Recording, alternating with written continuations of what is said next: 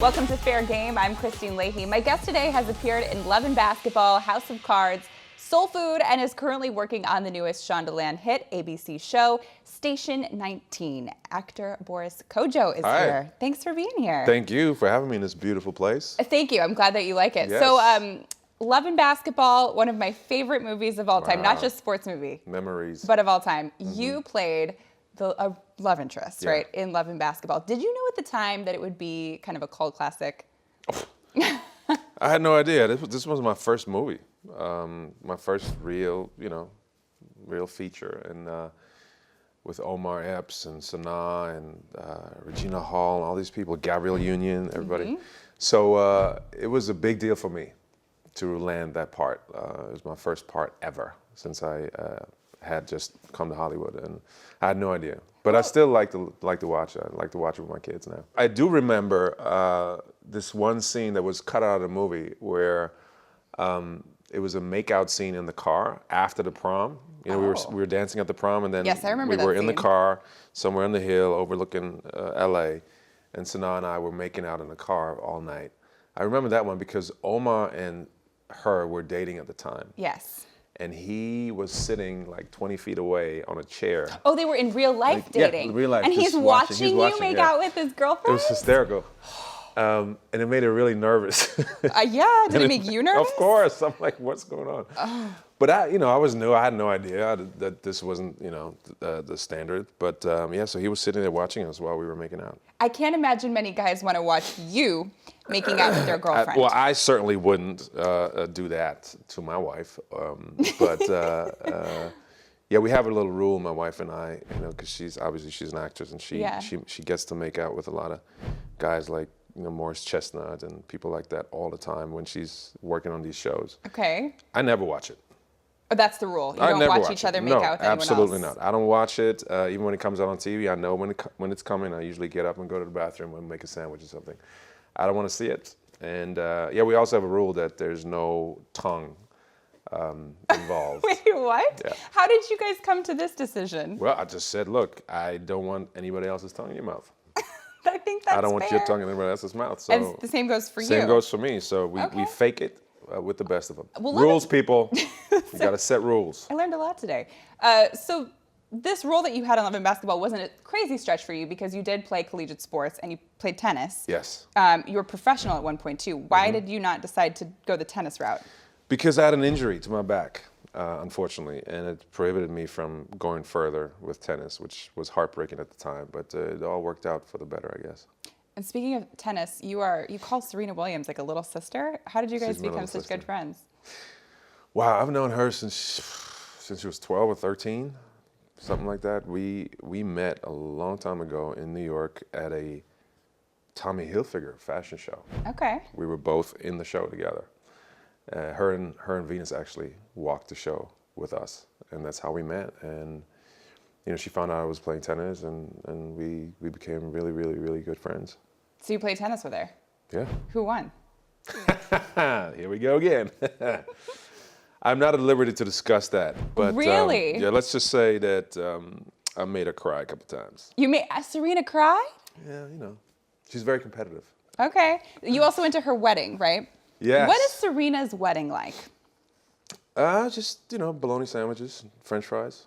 Really? Just, That's what a professional athlete's eating at her wedding? Regular kind of stuff. Bologna sandwiches. It was beautiful. It was really beautiful. It was very intimate. It was, what was so great about it was that every single person at the wedding really meant something to them, Yeah.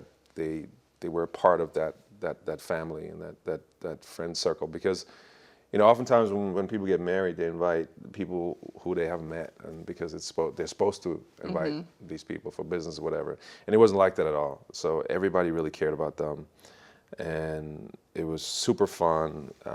Long, gigantic tables, each one dedicated to one of the Grand Slams, and so it was really cool. The baby was there, and she looked beautiful. Something that I really love about Serena and her relationship with her husband, he's the co-founder of Reddit, but from everything I've heard, you probably know him really well, he's so supportive of her. Yeah. He doesn't care that she's got the spotlight. He's happy just being there and being the support system. Well, you got to remember how they met. Alexis had no idea about tennis. Mm-hmm. He's not a huge sports fan. So when they met, he really didn't know who she was in terms of how she transcended the sport and everything else. So he wasn't impressed by Serena Williams, the tennis player. He was impressed by who she was as a person. I think it's hard sometimes for guys to let their wife, shine and not feel like they're, Why? in their shadow. I think a lot of guys feel that, Insecure right? guys? Yeah, exactly. More insecure It's guys. tough when No, their I think wife. But it's for a you, source of pride, I think. I love that. I think Oh, it's great yeah. when a guy doesn't mind. And your wife Nicole, you guys met on set. Yeah. She's super successful in her own right, and you're cool with it. I love that. Cool. I'm super ecstatic. I'm super proud of her. Mm-hmm. I mean, when you love somebody, you want them to do well. You want them to excel. You want them to shine. And I think there's nothing more beautiful than a confident a woman who kicks ass, right? Mm-hmm. And I'm super proud of my wife, and I know Alexis is very proud of Serena, obviously. Yeah, I love that stuff. People know her from Boogie Nights, Mm-hmm. and you guys, she was also in Remember the Titans. You guys had a talk right. show together. Yeah. So you guys work together sometimes. Yeah. You live together. We met You're married. on the job. We Yes. actually met on Soul Food. Wait, how'd that go down? She was the lead on the show called Soul Food on Showtime, made after the movie had come out, and I played her love interest for the first 3 episodes, and then they made me a series regular based on the chemistry that we had, and we worked together for 5 seasons. So what do you text her and say, hey, the chemistry on set's great, let's try it off set?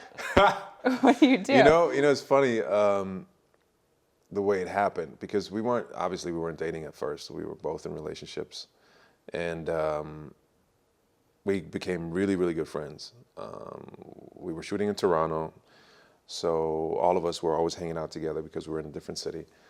And I really got to know her really, really well. When you hang out together at 5 in the morning, you really get to know somebody really quick.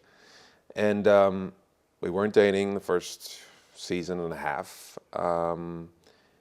And I went by her trailer one day in the second season, and I just said to her, look, I just want you to know that one day we're going to be married with 2 kids. And I left. Did she say anything? She was really upset. She was really upset. Why? Because how can you just say that? You walk in here. But, yeah. Wait, 15 years later, here we are. Wait, what happened after that? It was a little rough. She was mad at me for about 2 weeks. Why was she? I don't understand why she was mad. No, because she was in a relationship and I was in a relationship, and it was a really audacious thing for me to say at the time. Oh, you guys both had to get out of the relationship. But I had the gut feeling. I just knew. I just knew. And when it was time to make that move, I went to therapy for 8 months. Why? Because I had been a model, and I was traveling the world, and So you're a bit of a player. I had done a lot of international research, and I had to slow down on the international research. And you develop patterns when you date in your 20s, and I didn't want. I wanted to be ready for her. I wanted to get rid of all my baggage and all that stuff, and I wanted to find out what I had contributed to some of these relationships that had missed the mark. Wow. So I wanted to make sure I'm ready.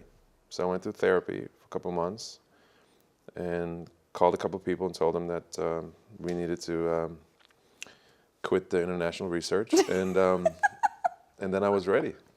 I'm going to start using that. International, not that I'm doing it, but other people are. No more international research. Yep.